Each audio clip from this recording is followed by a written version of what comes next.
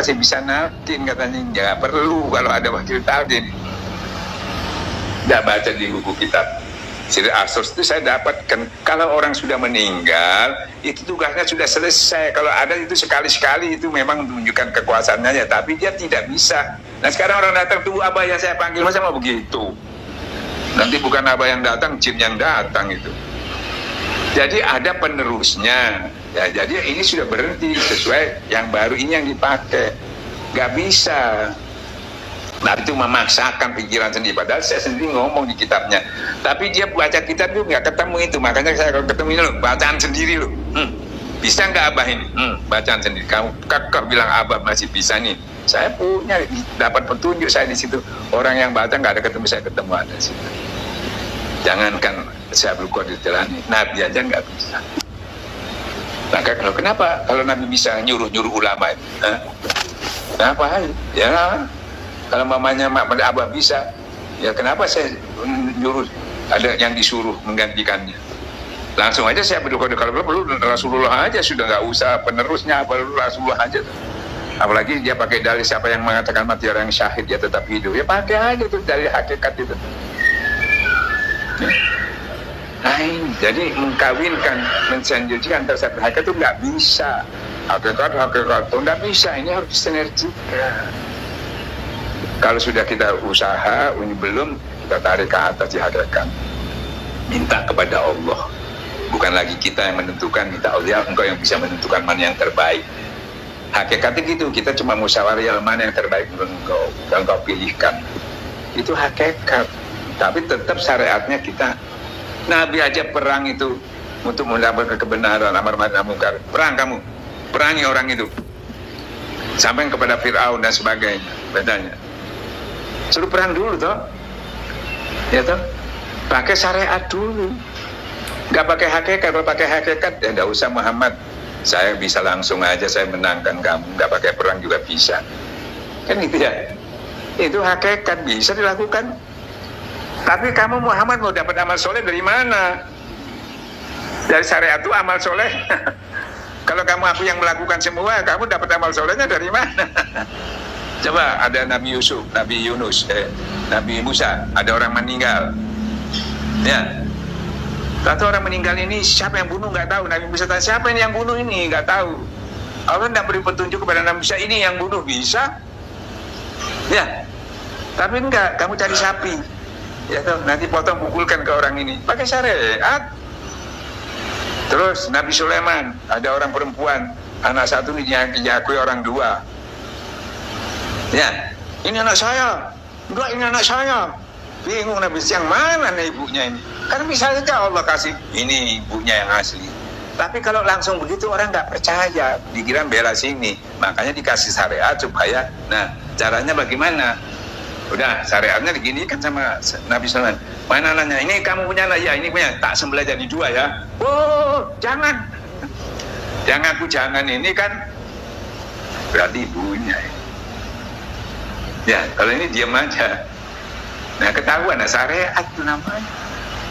Jadi orang bisa tahu, oh ini. Jadi orang bisa tahu. Kalau ini, orang yang nggak suka, oh pilih kasih ini sama ini. Syariat itu harus dibuktikan.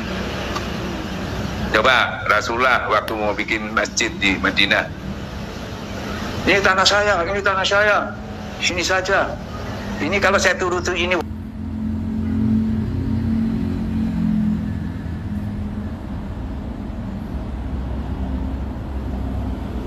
Ini harus disyariatkan, baru paham. Gimana? Setuju nggak? Kita pakai onta aja, mana dia stop di mana? Di situ. Ya, setuju? Ya, setuju. Syariatnya. Oh, stopnya situ ya. Oke, setuju semua. Kalau tunjuk mesti ngiri itu. Syariat. Nah, apa sih? Ini pakai hakikat biar Allah tungguan situ.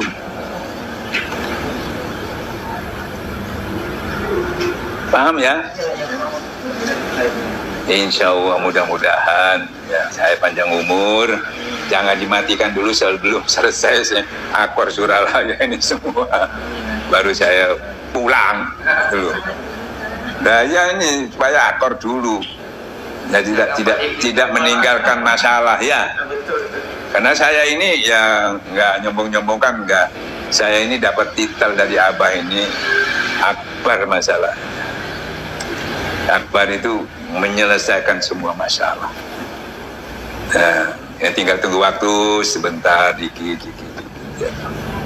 Mudah-mudahan. Ya kalau nggak dapat pertolongan Allah juga nggak bisa siapa ya. Cuma kebetulan ya, syariat ini harus jalannya. Nah, kalau nggak pakai saya juga bisa Allah. Apa kamu, siapa kamu? Tapi aturan main yang kehendaki Allah itu ada syariat yang harus dilakukan. Nah, hakikatnya kita mengatakan bahwa semuanya ini pertolongan Allah. Ya kebetulan kita yang ditugaskan sebagai pesuruh, sebagai nabi, penerus Anbiya Mursalin, kan begitu. Jadi nggak ada yang dibuang syariatnya, tetap hakikat sampai gitu. Marifat dapat ini enggak, ini hakikat aja, ini syariat. Ya seperti tadi itu, syariat aja jadi Wahabi, syariat hakikat aja jadi tasawuf. Nah ini harus disinergikan. Jadi syariat, hakikat ini satu sistem, ibarat lampu syariat. Ya, bener ya. Kalau nggak ada saya nggak nyala, bener nggak? Tapi kalau nggak pakai hakikat, ya tuh kabelnya ngomong, kalau nggak ada saya nggak bisa nyala juga. Atau rekat. Kabel ini menuju zat,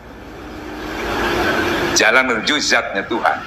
Ya aja ngecepnya, kalau nggak ngecep nang aku ya gak murub jadi gunung. Nah, ini jalan zatnya ini tadi, kabel ini ke, nah itu wasilahnya itu tadi, talinya itu tadi, sampai ke Nabi. Kalau nggak sampai ke Nabi nggak bisa ke Allah. Ujungnya cop-copnya itu Nabi. Baru kamu tahu, ada zat yang nggak kelihatan. Ini hafal Allah, perbuatannya Allah. Kalau nggak ada ini, kamu nggak bisa buktikan bahwa ada Allah. Ya, cuma hakikat aja. Gimana kamu buktikan? Makanya Allah bikin syariat supaya bisa membuktikan. Nih, ya Allah, hafal Allah syariat. Langit, bumi, aku buat ini. Tanda-tanda kebesaran Allah untuk membuktikan. Jangan langsung ke zat dulu, nggak bisa. Kamu masih pakai akal dulu. Nanti terakhir baru tahu, oh ya tidak mungkin ini bisa menyala. Sementara kalau nggak sampai saya ngomong aja, ini kalau nggak ada saya bisa menyala, itu benarnya dalil. Tapi kamu bilang, nyala, bisa nggak? Nggak bisa. Yang bisa ngomong menyala itu Tuhan. Dicep itu langsung Tuhan, nyala dia. Kalau belum dicep begini, ada lampunya, nyala, nggak bisa. Yang bikin nyala itu Tuhan. Nah, kamu sambung wasilahnya, silsilahnya sampai kepada Nabi. Nabi itu pentolannya itu cep kun fayakun, nyala untuk membuktikan bahwa adanya Tuhan yang nggak kelihatan itu tadi. Zat itu nggak kelihatan, energi itu nggak kelihatan. Kalau kita ilmiahkan gitu. Ya, saya menyewa Tuhan gimana? Harus ada buktinya kan? Contoh-contoh langit dan bumi, tanda-tanda kebesaran Allah sampai dibuka oleh nyamuk untuk itu bukti. Jangan sampai ke zatnya dulu, ke hakikatnya dulu, buktinya dulu, ke hasil kerja Tuhan itu mana. Nah, baru tahu, oh iya, biar ada dunia dan isinya ini. Kalau tidak diucap menang Tuhan, semuanya itu fata morgana semua, nggak bisa bergerak, tidak bisa terwujud kalau tidak dari Tuhan. Nah itu tauhidnya itu dulu begitu, tauhidnya dulu. Ya, dari baru kenal Tuhan. Oh iya. Nah ini juga baru kita kenal lampunya ini.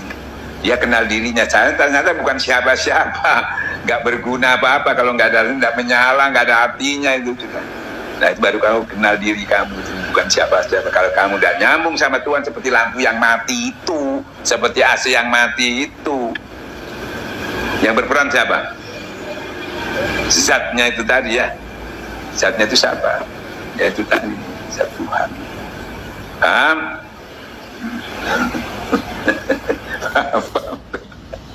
Ya dong. Kamu nggak tahu cerita itu nggak masalah. Kalau kamu sudah zikir berarti paham. Hanya orang yang sempurna ulil albabnya yang bisa memahami siapa allazi yazkurullah, duduk di zikir dan paham sendiri. Kalau jangan ngomong tapi paham-paham, percuma, tidak bisa paham kalau zikirnya nggak dibagusin. Dewas capek, opo gini, tidak bisa wis zikir, seperti tadi ucap nanti dia ngatur sendiri, angin ngalir sendiri ke kabelnya, ada ini lampunya nyala sendiri, duduk ente sih nyalakan kok bingung, muter-muter ya, paham? Makanya kembali lagi, sesungguhnya zikir itu lebih utama dari ibadah-ibadah yang lain. Jadi ya jadikan utama, ya. Oke? Ya udah.